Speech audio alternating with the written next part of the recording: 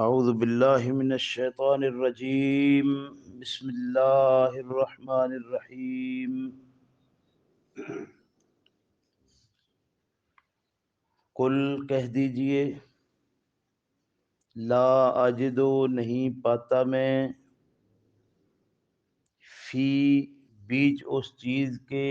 ما اوحیا جو وحی کی گئی، الیہ طرف میری، محرمن کے حرام کیا گیا، علی طائمن اوپر کسی کھانے والے کے، یطعمہ کہ کھائے اس کو، الا مگر، ان یکونا یہ کہ ہو، میتتن مردار، او دمم مسفوحن یا خون جو بہنے والا ہے، او لحم خنزیر یا گوشت خنزیر کا، فَإِنَّهُ پس بے شک وہ، رجس ناپاک ہے، او فسقن یا فسق ہے، اہلا جو پکارا گیا، لغیر اللہ واسطے غیر اللہ کے، بہی ساتھ اس کے، فمن اضطر پس جو شخص کے بے بس ہو، غیر باغن نہ وہ بغاوت کرنے والا ہو، ولا عادن اور نہ ہی حد سے بڑھنے والا زیادتی کرنے والا ہو، فَإِنَّ رَبَّكَ پس بلا شبہ رب تیرا، غفور الرحیم بخشنے والا پیار کرنے والا ہے۔ اس آیہ مبارکہ میں حرام کے متعلق بتایا گیا ہے کہ وہ 4 قسم پر ہے۔ ایک وہ چیز جو انسان کی اپنی طبیعت جو ہے اس کو نہ چاہ رہی ہو، دوسرا عقلی لحاظ سے کوئی سمجھے کہ یہ میرے لیے جائز اور حلال نہیں، تیسرا شریعت کی روح سے، اور چوتھی ان ہر طرح کی چیزوں میں کوئی ایک چیز شامل ہو جائے تو اسے حرام قرار دے، یا چارے چیزیں جہاں پہ اکٹھی ہو جائیں، تینوں چیزیں یہ اکٹھی ہو جائیں تو یہ رجس یعنی ناپاک ہے۔ اور فسق وہ جو کسی وجہ سے اس کا دائرہ شریعت سے نکل جانا ثابت ہو جائے، کہ من حیث الجنس تو وہ حلال تھا، لیکن کسی وجہ سے وہ ایسے انداز پر چلا گیا کہ اسے حرام کر دیا گیا، جس کی مثال بھی دے دی، اہلا لغیر اللہ بہ، یعنی فی نفس ہی جانور حلال تھا، لیکن اس کو غیر اللہ کے نام پر پکارا گیا، اس وجہ سے اسے حرام قرار دے دیا گیا ہو، تو اسے فسق کہتے ہیں۔ وعلی الذین ہادوا اور اوپر ان لوگوں کے جو یہودی ہوئے، حرمنا حرام کیا ہم نے، کل ذی ظفر ہر نخن والا جانور، ومن البقر اور گائے سے، والغنم اور بھیڑ بکری سے، حرمنا حرام کی ہم نے، علیہم ان پر، شہومہما ان کی چربیاں، الا مگر ما حملت ظہورہما وہ جو اٹھا رہی ہیں پیٹھیں ان کی، جو پیچھے پشت کے جو ان کے چربی ہے وہ حرام نہیں، اول ہوایا یا انتڑیوں کے ارد گرد جو چربی ہے وہ بھی حرام نہیں، او مختلطہ بعظم یا مل جل گیا ہو ساتھ ہڈی کے،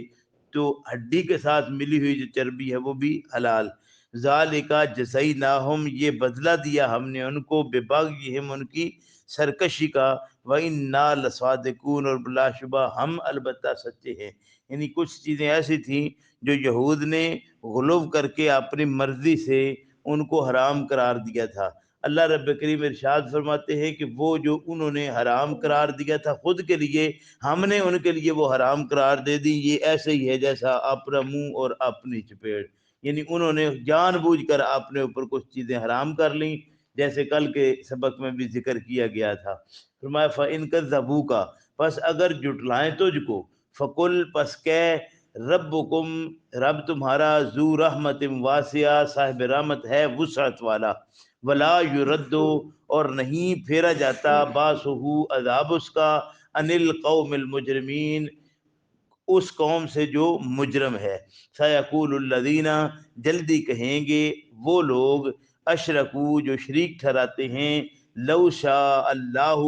اگر چاہتا اللہ، ما اشرکنا نہ شریک ٹھہراتے ہم، ولا آباؤنا اور نہ ہمارے باپ دادا شریک ٹھہراتے، ولا حرمنا من شیء اور نہ حرام کرتے ہم کسی چیز کو جن کو ہم نے خود اپنے اوپر حرام کر لیا ہے۔ کذالک، وہ کہتے ہیں کہ یہ سارا اللہ نے چاہا تو یہ ہوا ہے، یہ اگر اللہ نہ چاہتا تو یہ سارا کچھ نہ ہوتا۔ کذالک، اسی طرح، کذب الذین، جھٹلایا ان لوگوں نے، من قبلہم جو ان سے پہلے تھے، حتیٰ یہاں تک کہ ذاقوا باسنا چکھا انہوں نے عذاب ہمارا۔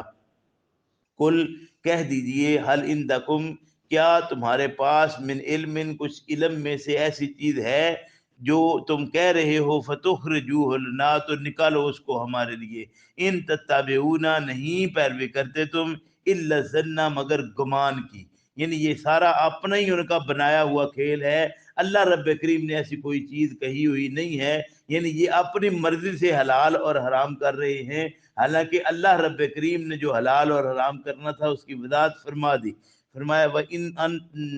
أَنْتُمْ إِلَّا تَخْرُصُونَ اور نہیں ہو تم مگر اٹکلیں کرتے۔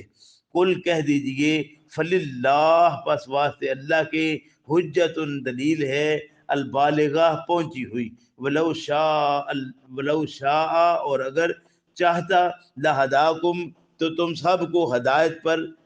اجمعین اکٹھا کر دیتا، یعنی تم سب کو اللہ اگر چاہتا تو ہدایت پر اکٹھا کر دیتا، ایسا نہیں کیا، بلکہ اللہ رب کریم، یہ وہ کہتے ہیں نا کہ اللہ نے چاہا تو یہ سارے کام ہم نے غلط کیے ہیں، اللہ ارشاد فرماتے ہیں اللہ چاہتا تو تمہیں سب کو ہدایت پر اکٹھا کر دیتا، لیکن اللہ نے دو رستے تمہیں دے دیے ہیں، جو حق تھا وہ بھی بتا دیا، جو باطل ہے وہ بھی بتا دیا، اور تمہیں شعور دے کر اس کے اوپر چلنا سکھا دیا، تم جس کے اوپر چاہو تم چلتے رہو، یہ تمہاری اپنی مرضی پر ہے کہ تم کون سا راستہ اختیار کرتے ہو۔ قل کہہ دیجئے، ہلم شہداءکم لے آؤ گواہ اپنے کو، الذین وہ لوگ، یشہدون وہ گواہی دیتے ہیں، ان اللہ بلا شبہ اللہ نے، حرم ھذا یہ چیزیں حرام ٹھہرائی ہیں جو تم نے اپنے اوپر خود حرام کر لی ہیں، اگر تمہارے پاس کوئی گواہ ہے تو وہ لے آؤ کہ یہ اللہ نے حرام ٹھہرائی ہیں۔ ولا تتبع ان اللہ شہداکم الذین یشہدون ان اللہ حرم ھذا فإن شہدوا پس اگر وہ گواہی دے دیں، فلا تشہد پس مت گواہی دے تو معہم ان کے ساتھ، ولا تتبع یعنی اگر وہ اس بات پر بھی تل جائیں کہ کچھ اپنی طرف سے گواہ لے آئیں اور گواہی مطلب وہ دے دیں یعنی جھوٹی گواہی، تو آپ اے پیغمبر ان کے ساتھ مت ہونا، ولا تتبع اہواءہم اور مت پیروی کر خواہشوں ان کی اہواء الذین خواہشوں ان لوگوں کی، کذبوا جنہوں نے جھٹلایا بآیاتنا ہماری نشانیوں کو، والذین اور جو لوگ لا یؤمنون نہیں ایمان لاتے، بالآخرہ ساتھ آخرت کے، وہم اور وہ بربہم ساتھ رب اپنے کے، یعدلون برابری کرتے ہیں۔ گویا یہ باتیں واضح کر رہی ہیں کہ یہود کی گمراہیوں کا جو سبب تھا اس میں بہت ساری باتیں ایسی تھیں جو قرآن کریم یعنی جو اللہ رب کریم کی طرف سے ان کے اوپر حرام نہیں تھی اور وہ انہیں حرام ٹھہرا دی ہوئی تھی، بہت ساری چیزیں ایسی تھیں جو انہوں نے اپنے لیے حلال کر لی تھی حالانکہ وہ حلال نہیں تھی، تو یہ جو حلال حرام انہوں نے خود کیا اس بارے میں واضح کر دیا کہ اگر اس پر کوئی گواہ بھی وہ لے آئے نا تو یہ یاد رکھیے کہ اللہ کا حلال کیا ہوا حلال اور اللہ کا حرام کیا ہوا حرام ہے، اپنی طرف سے اپنی من مانی سے اپنی خواہش سے جس کو چاہا اس کو جیسے چاہا حلال کر لیا، جیسے چاہا حرام ٹھہرا لیا، تو یہ چیز اللہ ارشاد فرماتے ہیں کہ یہ جو ایسے حرکتیں کرنے والے ہیں وہ تو ایسے ہیں وہم بربہم یعدلون کہ وہ اپنے رب کے ساتھ برابری کر رہے ہیں، اور اللہ کے ساتھ جو برابری پہ آ جائے ظاہر ہے اس کے مطلب جو گمراہ ہونے میں کوئی شک تو باقی رہتا ہی نہیں۔ اللہ رب کریم ہم سب کو سمجھ عطا فرمائے کہ ہم اب اللہ کی اس کتاب کو صحیح معنوں میں سمجھتے ہوئے یہود کی طرح اپنی مرضی کرنے کی بجائے اللہ کی کتاب کو صحیح معنوں میں سمجھ کر اس کے مطابق عمل کریں۔ ربنا لا تزغ قلوبنا